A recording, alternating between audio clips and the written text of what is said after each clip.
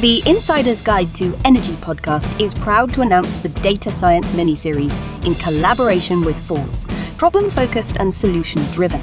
On this show, we will be covering everything from data science fundamentals to trading, forecasting, working with large datasets, and even skills required. Make sure to follow us on Spotify or Apple Podcasts so you don't miss out on new episodes. Welcome to Insider's Guide to Energy mini-series on data science. I'm your host, Chris Sass, and with me, as always in this series, is Selena. Selena, welcome back to the show. Hi, Chris. How are you? I am great. I'm pumped up about this episode. We do a lot with data science, and it's kind of interesting of what you can do with it, right? At the highest level, we talk about all kinds of topics. When we met this guest, we talked to Richard in a pre-call. He started talking about doing some predictive analytics and doing stuff. And in the beginning, it was a little skeptical that this was going to be really cool. And then as we started pulling the layers of the onion back, it was pretty impressive, the kind of things that these guys are doing. So I'm super excited about this episode. Yeah, me too. I think it's very interesting because AI, like all the buzzwords, are flying around all the time. And here we have a really interesting use case where, it's used and it's working and is helping the clients. So I'm very excited to talk to you today. So this is Richard Büssow. He's the co-founder and CEO of Industrial Analytics. And hi, Richard. Why don't you introduce yourself? Yeah, hi, Selena. Yeah, Richard Büssow, like Selena said correctly.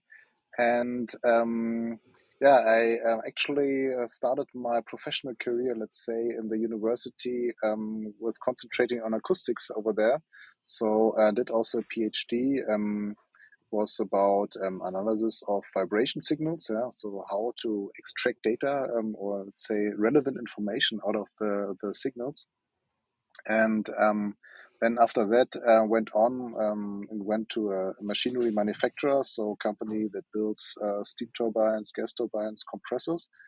And then, we're able there to concentrate also on predictive maintenance, the hot topics coming up, and also like an innovation role, working together with universities and startups. And this actually then brought me to the thing that I thought, okay, there's really a chance to do something by yourself, do a startup by yourself. And actually that was driven by the feedback from the customers or the potential customers that we were talking to back then. They said, okay, there is a lot of analytics, digitalization projects, data science going on. That it's like a big hype. When was that? Just to have the feeling, how long are you guys around? How long is the company?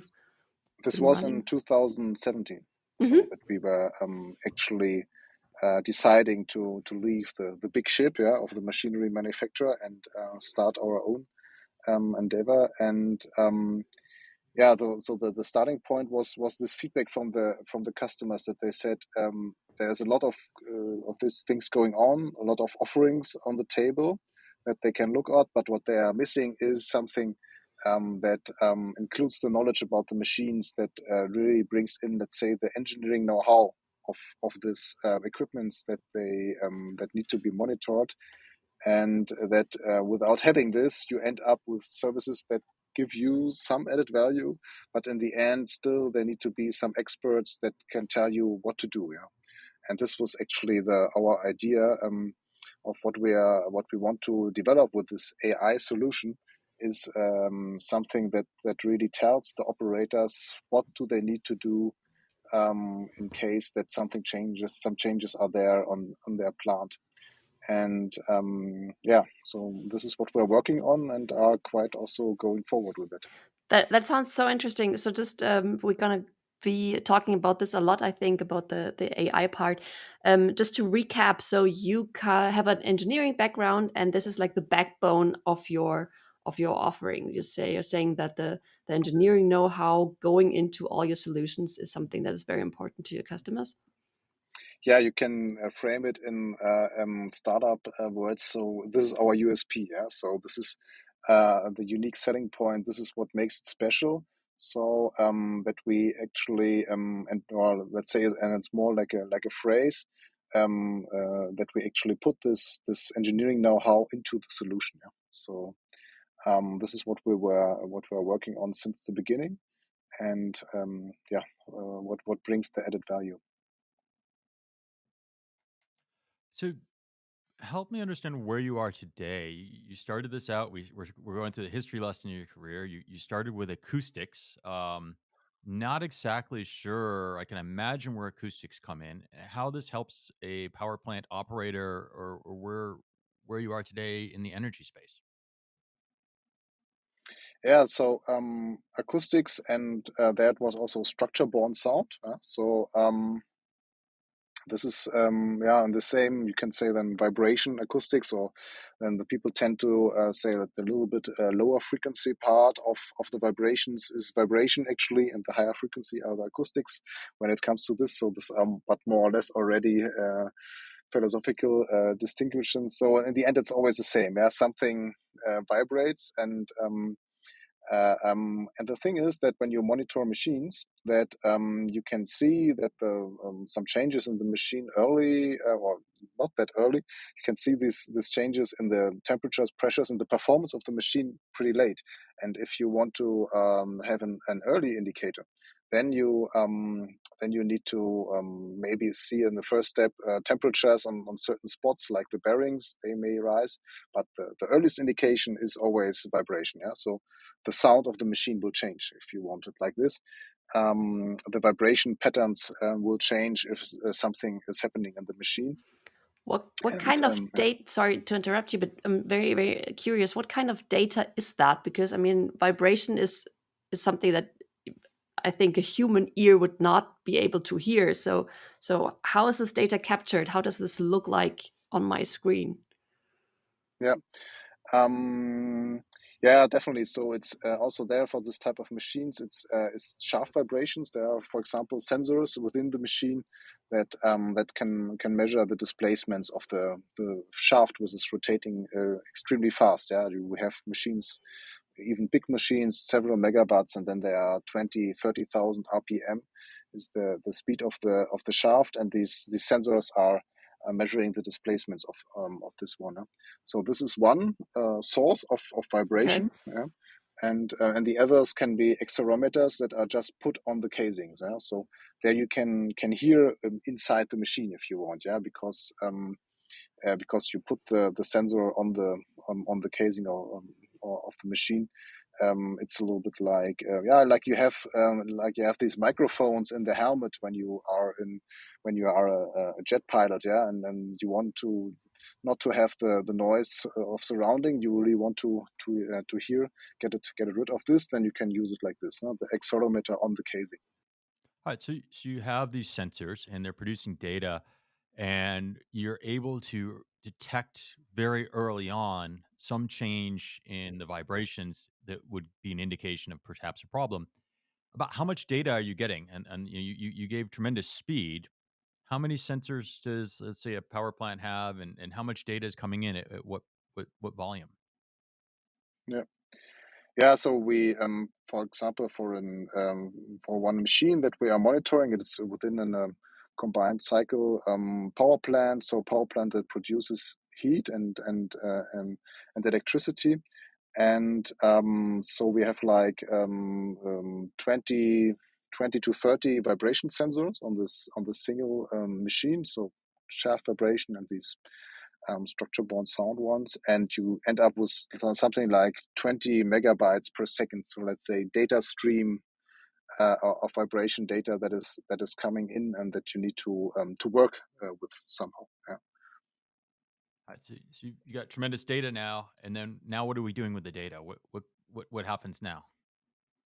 Yeah, what you actually need to do directly at the edge, so next to the sensor, is reduce these higher data rates and get actually out of this vibration data only the interesting features out. Yeah. So to reduce this by factors of 1,000, 10,000, yeah, this data rates, and this can be that you already within this raw data stream that you're looking for certain features, for certain patterns, or that you do, let's say, that you put in your engineering knowledge, yeah, at this point already, and say, okay, what I want to detect, for example, is the frequency of the speed of the machine, because this will tell me something, or the speed of the machine times the amount of impeller blades, because this is telling me something about the healthiness of the impeller, stuff like this. So at the first step, you already do some pre-processing, which is targeting to monitor the machine to extract the features that give you some information about the health status. And are you storing all the data that you don't need anymore after the pre-processing to look at it, I don't know, backwards or do some analyzing afterwards, or are you throwing some data away? Because when I hear those amounts of data, I'm just curious how you handle all this data going forward. I mean, you collect the data all day round. I mean, the plants are not on vacation, so there's just a mass of data that is accumulating. So how are you dealing with that?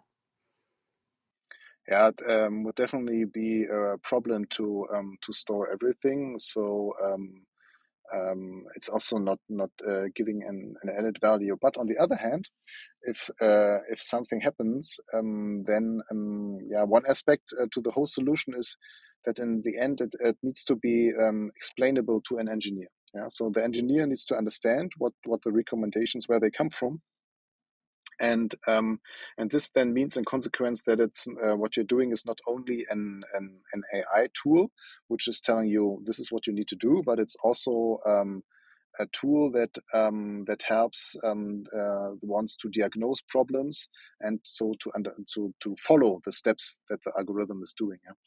And definitely for that sake, we are also storing like snapshots of this data always if something happens. Yeah? You can say, for example, if it's a fixed speed machine and the speed changes, then store the data. So like a run up, run down.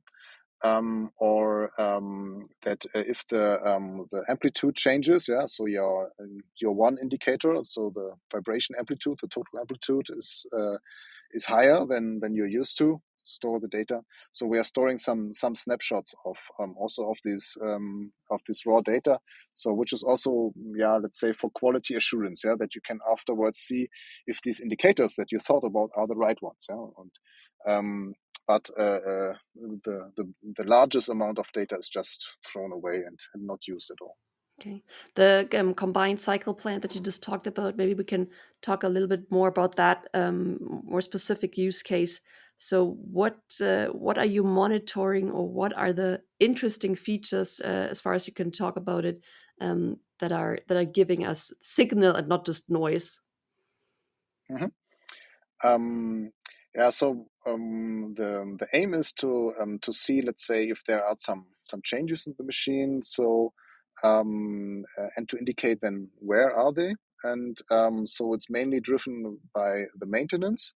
But it's the people that are working with the system are reliability and maintenance. Yeah, so its main driving factor, of course, is to ensure the reliability of the plant by reducing cost.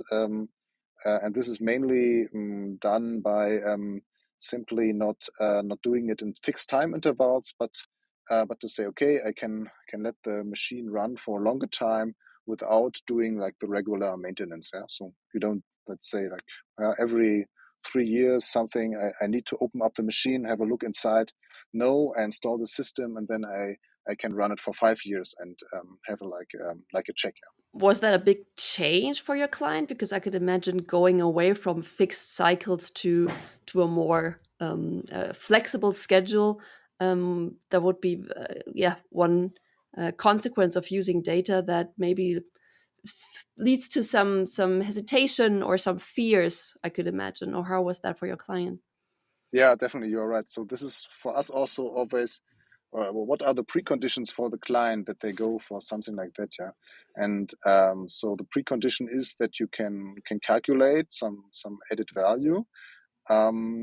This is one of them, but there's always also that you have some strategic decision in the company to say, oh, we actually want to go that path, we want to follow that path, because there will always be people within the organization that will tell you, it's, you don't need this, and it's also going like that, and this is nothing that will actually bring in an added value. And so there are always these ones. And so you need in an organization some, let's say, a strategic decision to go forward with this. No? And this is the case there for this company, that they did it on a quite large level. They said, okay, we actually want to use the data. And then of course you need also the people that will follow this there from the organization. But usually if this decision has been made, then typically the people look around and then they do their first tries that are not successful, and then they came to us following this. We need someone who can actually knows about the machines.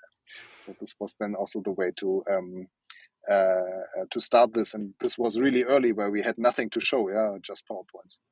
So maybe a use case would help me. So I understand conceptually, understanding you're kind of helping predict if there's a problem. You're a very early indicator of what's going on, or that there's some problem. You're making some sort of recommendation or understanding. How is this being used? Give us an example of a use case today where we're using this in energy then. I mean, it sounds like we're talking about turbines or generation is what I'm hearing based on what we're talking about. But is there a specific type use case and what kind of outcomes they're seeing? You or imagine a little bit how is it worked with, so so it's not the in the control room where they run actually centralized several power plants, but it's more by these reliability and maintenance teams, and this personnel, they plan their schedules for next week for what to do, and they are actually happy, or they had a lot of machinery that they need to look after, and they are actually using this as a tool to get informed, so that there might be something up that they need to investigate, so also prioritize their work, and to be informed, so that they don't need to have the feeling that they need to have a look on this data again, because in the control room itself, it is this just one icon, one thing which is just running, and they don't have all the information, and nobody can look on all the data this machine is producing all the time. Actually, without this service, the data is just stored in some archive and not looked at all. So, okay, so you've got the service, the operational maintenance people are using this tool. How do you onboard a new system, right? So I can see our producer asked a question, is every machine's individual.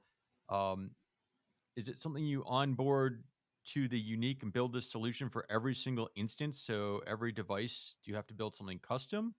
Or is it just taking the sensors that are already in the device and going with that, and then maybe getting a baseline of what normal performance that this particular energy company is expecting, right? The speed, the sound, or whatever. How do you bring this all up to speed? So actually, we invested quite a lot in, let's say, building scalable solutions. Nevertheless, the approach is also taking so the physics of the system into account. Now, so for example, when we train this model, which is predicting or building an expectation value of a vibration amplitude, then it takes the power of the machine into account. It uses the right data also from the thermodynamics view, also from the performance view of the machine to predict this values. So this is an important step, and to do that, you need to tell the algorithm what are actually the sensors. So this is a temperature, this is a pressure, this is located in front of the first compressor stage. This one is located after the first compressor stage. So this is something you have to do for every single plant or every single project, right? Also the feature engineering. Exactly. No, you're right. Yeah. So this is what I'm heading to. This is what you need to do. You need to add this information, and this is what you need to do. Let's say for every equipment type. So you need to build such a model, For, let's say, a simple pump, it's a little bit easier than for a little bit larger compressor with a lot of stages, or for gas turbine. You need to build this model and do this data model of this type of machine. And after you have built this and put in the right, let's say, also physics models on this, no? So if I want to calculate something with this type of machine, then I need to use this algorithm. After you have done this, then it's quite easily replicable for the same machine type. Yeah. So Yeah. there you can do it. And then it's really more or less like a push button thing and easily be done. But first you need these models that are for a certain equipment type. Yeah. This is like a step that you need to do really by hand. Yeah. And that's the digital twin that you are building up before anything is running. And are you also working together with the manufacturers of the plants and turbines to get the information and the data in order to make it more to scale it possibly? Because if you say we have this turbine from manufacturer X, we have built a digital twin once, and now we have the scalable solution. So do you work together with the manufacturers or just with your clients to gather So this is information and data? yeah, of course. This is actually something that we are working on, and we are also doing already. That we work together with manufacturers, but nevertheless, it's still starting. No? So let's say the first steps when building up this business was really to approach the operators and to first, let's say, do complete projects. So build first a solution where you can demonstrate this actually brings in added value. These are your savings. Yeah, this is how the people work with this. And now after we have this, and it's of course it's not done yet. Yeah, so there is a lot of things that need to be developed, but nevertheless we have something that brings in the added value, that a product that that can be sold. Now the next thing is that we work together more intensively also with the manufacturers to what you said now, to be able to scale faster and to bring it there to another level. Yeah. And I can also imagine that they have a unique or an interest in your data, because they could learn firsthand how their machines are doing in the long run, where their failures could be, where there's something that's signaling problems. So I could imagine that they're very interested in what you're doing too. Yeah, actually, this is a little bit more complexity there to the story. So the operators usually they don't like too much to share, let's say, all the information with the manufacturer, because they know that it can come back to them and they say, okay, you did this nasty thing there with the machine, so I won't. And it's a warranty issue. Yeah, okay, I could. Yeah. So they are not too open. That's actually in the moment for us something good to approach them and to come. Yeah, but you're not the manufacturer. We can do it first. We can do it for all the brands that you have in your plant. Yeah. So they didn't bought everything from the same, and we're also independent. You can even maybe use this in some discussions with the manufacturer why something is not fine or something like that. Yeah, understood. And this independent thing is it's actually quite.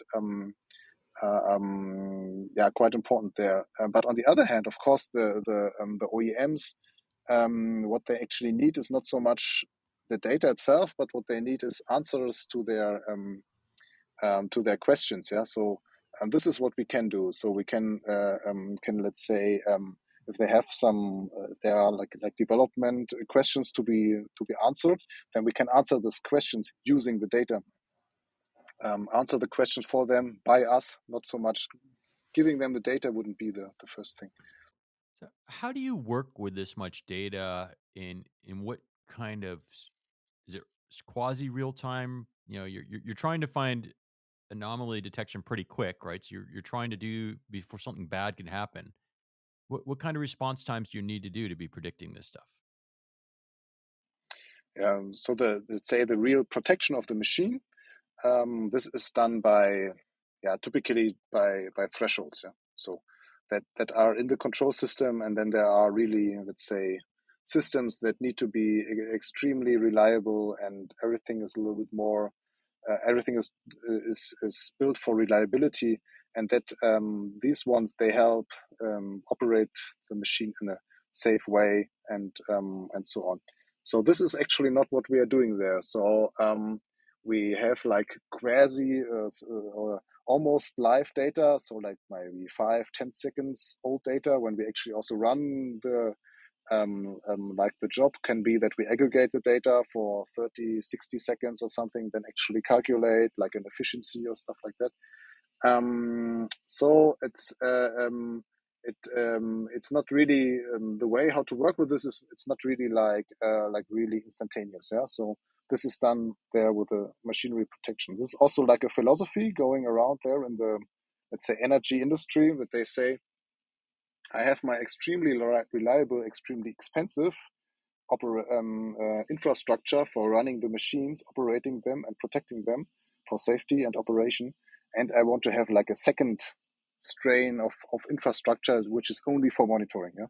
And it can be this. There is IoT technology, these new things happening, and I don't need to have like this extremely reliable sensors. I can use normal ones. They are allowed to fail, and so on. Yeah. So this is actually their use the data that are existing, and if you need more sensors, then they are not these ones that need to be extremely reliable. And then you're getting all this data. What kind of tools are you using with the data? So now you've got a huge corpus of data. Are you just cloud applications you're building to do this, or what are you doing from there? Yeah, so we are definitely building like a service which sits in the cloud, but maybe it's their private cloud. Yeah, so maybe it can also be the data center of the company itself. So this is quite common, even if also there the industry is a little bit more used to also sharing the data, but usually they're really protective. And after you get all these levels of security measures, get the data out, then you can work with this also on a cloud level. But we didn't build our service, let's say, on top of Azure, AWS, or whatever services, but really using open source tools, and we can do it independently. No? So we actually, what we need is like a Docker, Linux with a Docker and some computational power, and then we can do the whole deployment. This is how it works. So I would think that to extend the maintenance cycle, for example, it's very easy to put a price tag on that. For your pitch to your clients, that's something that is you could just calculate in hard euros or dollars. But to increase reliability, that's a case that's probably more difficult to make, right? Because you can't put a price tag on it. So how do you talk to your potential customers? How do you or what conversations do you usually have with them? What are their interests or what are their fears? Yeah, you're right. No, so reliability is like like typically the biggest driving factor, but you are not really able to calculate that one. No? Yeah, So it's pretty soft. yeah, it's really. It's I not mean, soft when something happens. yeah, this is not soft, but in the end, it's really like you need to put in some assumptions that could be easily also differently. So it's really hard to calculate that one. And there comes maybe this strategic decision is then something that helps. And on the other hand, yeah, you need to have both. Yeah, you need to have like a valid, sound a return on invest, or if you run a service, actually not so much the invest, but a return on running costs. And together with the strategic approach, which what brings then the whole solution forward. What we are also more and more investigating is the way of energy management and doing optimizations there. This is also driven by this fact that it's then much easier to calculate the added value, and of course there's also a large increased demand for that. How do your solutions help with energy optimization? What is that you could do? That's because I think that's a very interesting field, especially in those times we are in right now. So how is your you're offering the here. approach towards that one. Yeah, you have let's say like the ISO thinking there.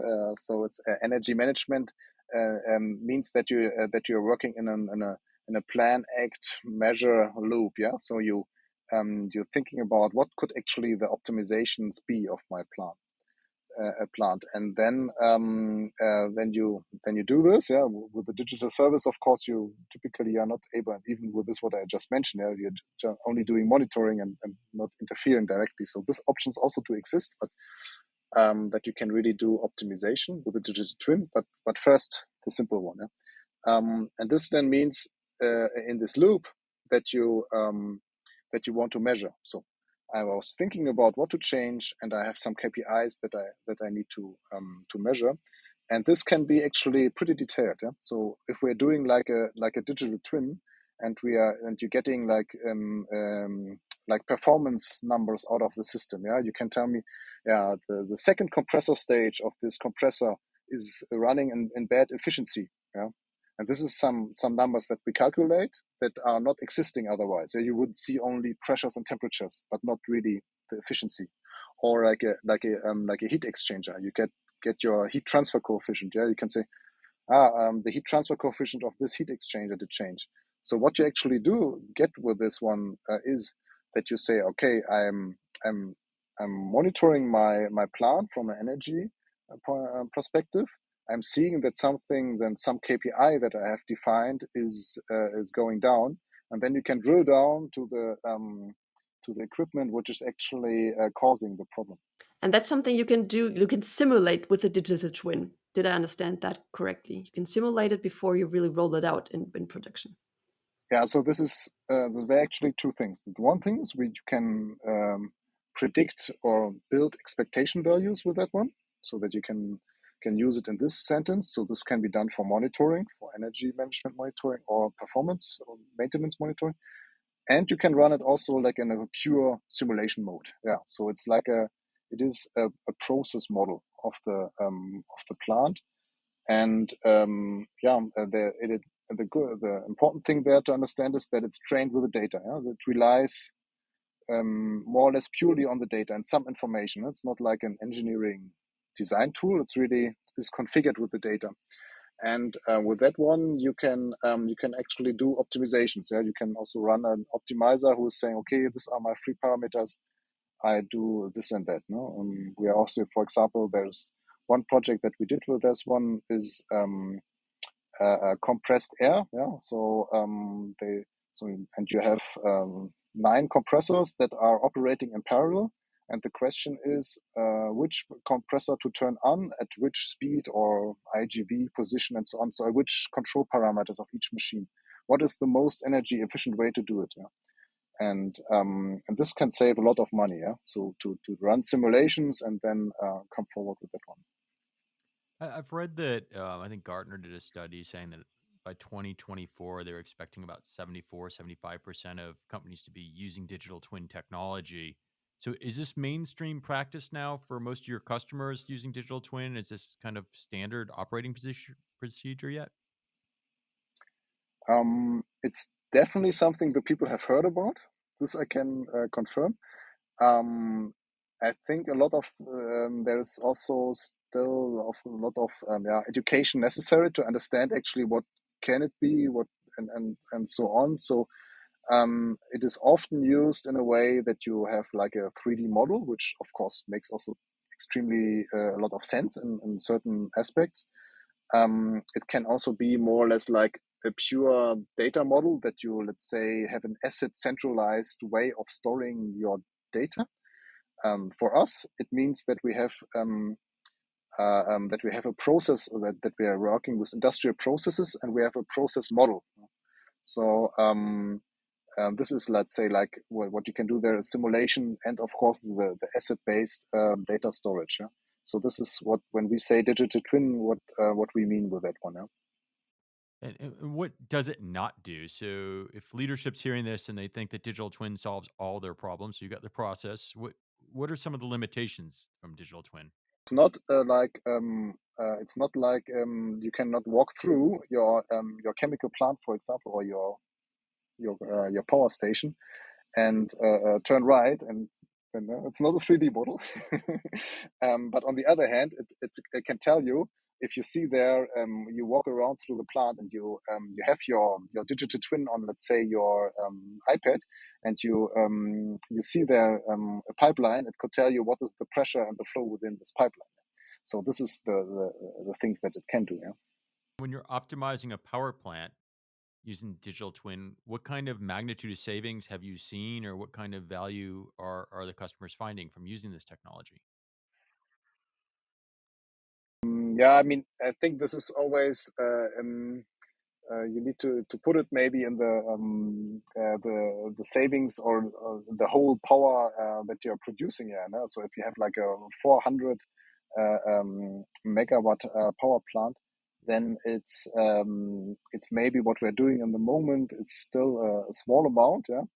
But this is also because we are not working with the whole power plant, and but nevertheless, so you let's say with the machines that we're working, we showed that you can get like 6-7% savings with that one, yeah. And if you have some megawatts that they're using all the time, then this is already ends up with big numbers, yeah. From what I'm hearing, this makes perfect sense. What you're doing and how this improves and helps your clients with their daily operations. What I'm wondering right now is, how do you measure accuracy? How do you measure the fit of your model, or how well you predict? Yeah, good question. This is actually what we're doing is mainly then in this training stage.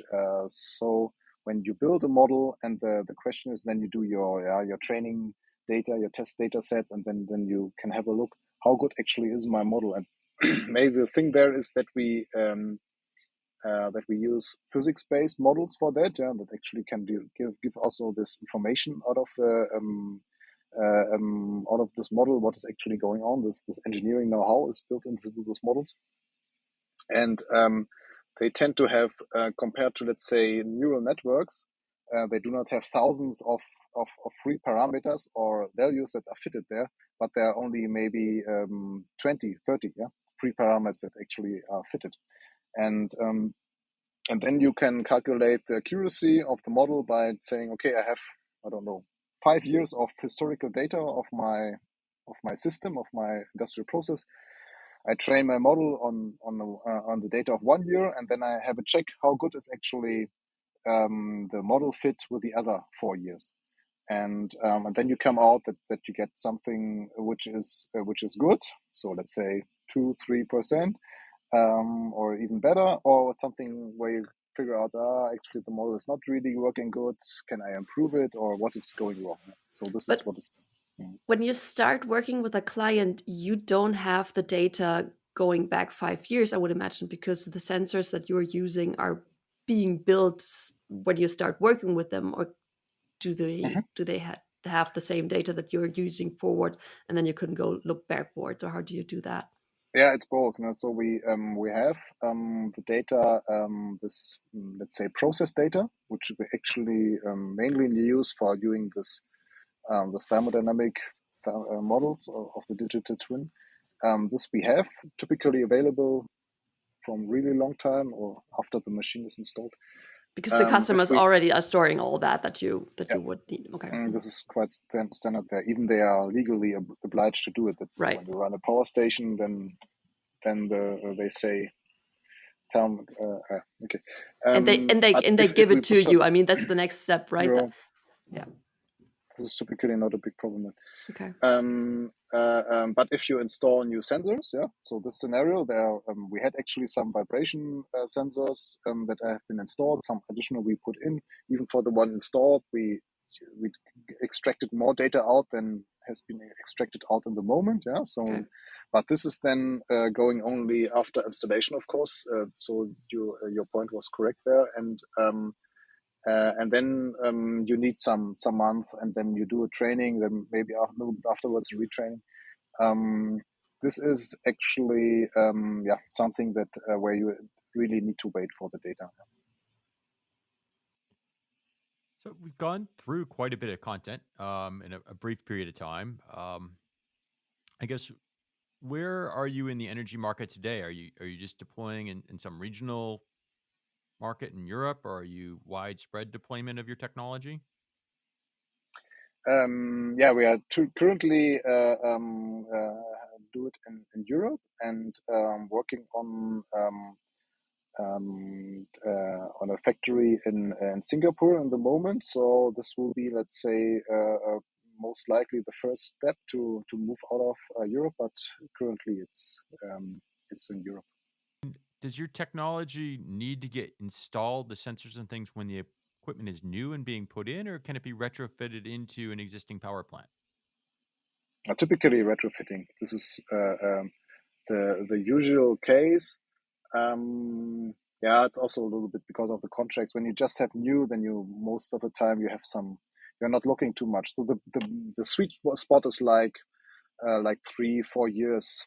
Then it's actually the best time to come in. Then it's not completely fresh and new, and but you want to get the data really like from the beginning, more or less. Yeah, but this is most of the time the best point in when to start with. No?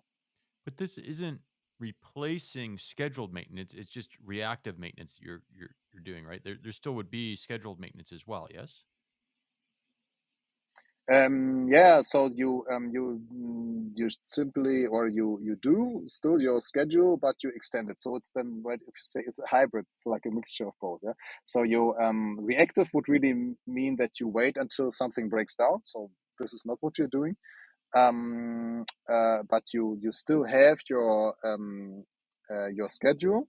But you extend it, and this extension is possible because you have these analytics running over you and giving you early indications of what's going on. Yeah? And do people take your analytics and plug into an API or an SDK and take the data and use it with other tools? Yeah, the aim there is really to come to a prescription that it's able to tell them what to do. Yeah. So actually the processing step there is going like this. So you have your data, you have now your digital twin model, which is giving you an expectation value. And then we actually invested quite a lot in event generation, which is generating then an event if this what you are monitoring, the value that you're observing, and this expectation is not in the same anymore. So it's not just a band throwing directly a message or so. It's a little bit more complex. Then you get simply an event which is telling you, oh, there is something going on. It adds already a lot of information because you have this physics-based model inside, so it can tell you, oh, it's the heat transfer coefficient of the heat exchanger, and then the operators can work with that one. They can generate rules on top of this and can say, if the heat transfer coefficient and the other value. So you can define are generating an event, then actually this and that needs to happen. Yeah. So you can define rules on that actually then come to an instruction what to do. Yeah. So this is what then, after you have these first steps, is coming to the real prescription of the problem. Yeah. I think we really peeled the onion here, as Chris said in the beginning. So we started out with the beginnings of your company, and really dived into the details and the technical technical details. Thank you so much. I would have another question, and what is your vision going forward for the industry? Because from my point of view and from what I heard today, is that what you're doing is inevitable, I would say, for power plants, or for all kinds of turbines or machinery, to have this level of monitoring and this level of reliability. So what is your vision for the energy industry going forward using this technology? So at this last point, this coming to this prescriptions, there is still a way to go until we are completely fine with that one. So in the end, the vision, of course, would be that that you have these sensors installed, you have your digital twin, you have your analytics analyzing the signals, and then if something happens, you push your work orders in your ERP system, and the machine repairs itself. So if you want it like this, yeah. So there is no That person sounds needs to great. be involved.